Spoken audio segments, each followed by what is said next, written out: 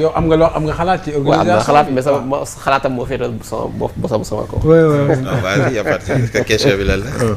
sama question bi mooy ñu ñëw ci wax nañ en dehors du aspect sportif ñu ñëw ci coupe du monde proprement dit mooy li tax ñuy wax coupe du monde mooy terrain bi yow nan nga gisee équipe yi nga xam ne moom nga yaakaar ne tey mun nañ jàpp ne mun nañu génnee ak favori maanaam le nom de favori selon yow ñan nga ko doon jox ci coupe du monde bi ñu nekk actuellement.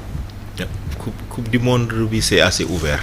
am na ay coupe du monde yoo xam ne da nga doon gis ñetti équipe ñëpp xamoon nañ ne demi-finaliste yi dinañ ci bokk.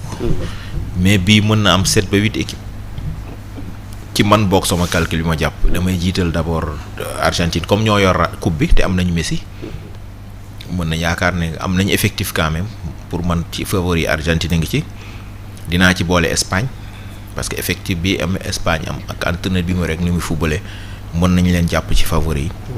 France parce que coupe du monde bi passé ils étaient quand même finalistes. te ils ont quand même une ligne offensive pour ne pas dire l'une des meilleures au monde, la meilleure peut-être. dinaa ci boole aussi équipe bu Portugal ñu bëri dañ leen di xeeb di wax Ronaldo rek mais buñ tuddee Nuno Mendes wala tudd Neves donc mën nañu xam ne que ñoom am nañu équipe bu dëgër. Brésil toujours bu ñëwee coupe du monde même bu dee nelaw il faut le mettre parmi les favoris parce que équipe sud-américaine yi Brésil Argentine toujours ils seront toujours là. il faut nga sóoraale leen boo génnee ñooñu 4 pays européens yi muy France Espagne Portugal ak Angleterre ku ci nekk am nga équipe boo xam ne waxuma dinañu gagner mais au moins séntu naa équipe bi ma la tuddal fii au moins ci ay demi-finales. mais au-delà de ces équipes là aussi dama jàpp ni les pays africains ont une carte à jouer. Parce que 16 pays européens ñoo fa nekk ak 10 pour la première fois. 10 pays. Afrique am 10 représentants parce que 9 la doon et demi. bi RDC defee barrage ba qualifié. muy 10 pays. xanaa bu ñu yóbboo 10 mën nañu espérer au moins 2 wala 3 yoo xam ne dinañ dugg quart de finale. au lieu de benn bu ñu àggee quart de finale tout devient possible mën nga àgg demi-finale te demi-finale boo fa àggee aussi tu as la possibilité d'aller en finale. Pour man Maroc qui était demi-finaliste en 2022 même si je trouve que l'équipe du Maroc de 2022 était plus mature et meilleure que bi ñu yor ren mais nag am na joueurs yu bees yu dugg seen équipe yi la mën indi dara Sénégal dinañ ko ci tudd parce que am nañu expérience bi. mais de Sénégal boobu laa bëgg ñu dugg parce que dernier match am yi dugal ma thème boobu mooy dernier match am comme yi ñu bëri ñu ngi posé la question est-ce que l'équipe nationale rassure-t-elle avant son rendez-vous avec la France au mondial 2026. waaw damay terminer ci favori yi après ma dellu si sa question bi.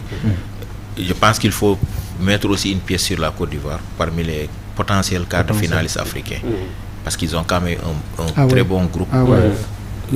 boo gisee Sénégal qui tient tête à l'Angleterre qui arrive à gagner qui joue quasiment au même niveau que le Brésil même si on a perdu contre nga gis Côte d'Ivoire qui arrive à battre la France nga gis Maroc niveau bu ñuy football tey 3 pays yooyu tu peux miser une pièce sur eux nga bàyyi xel aussi équipe bu mel ni Égypte ak Algérie pour man les équipes les plus en difficulté ci 10 africains yi qualifiés c'est plus le Cap-Vert qui découvre la Coupe du Monde l'Afrique du Sud ils sont bons techniquement et tactiquement seen naïveté moo leen di sonal. et la Tunisie. L'expérience tunisiens yi aussi. pour man c'est pas kii. beneen équipe bi munoo xam exactement seen niveau parce que ça dépend du jour dans lequel ils sont c'est la RDC. ils ont une bonne équipe mais parfois ils savent pas gérer les matchs. gérer match mooy boo xamee ni munoo ko gagner bañ ko ñàkk. mais ñoom soo xamee ne mënoo koo gagner nga bañ ko ñàkk. waaw ñoom nekkuñ ci loolu donc pour revenir maintenant sur le cas du Sénégal c'est vrai que rassuré wul. mais man bi gars yi di wax ma ne leen je considère pas ces matchs comme des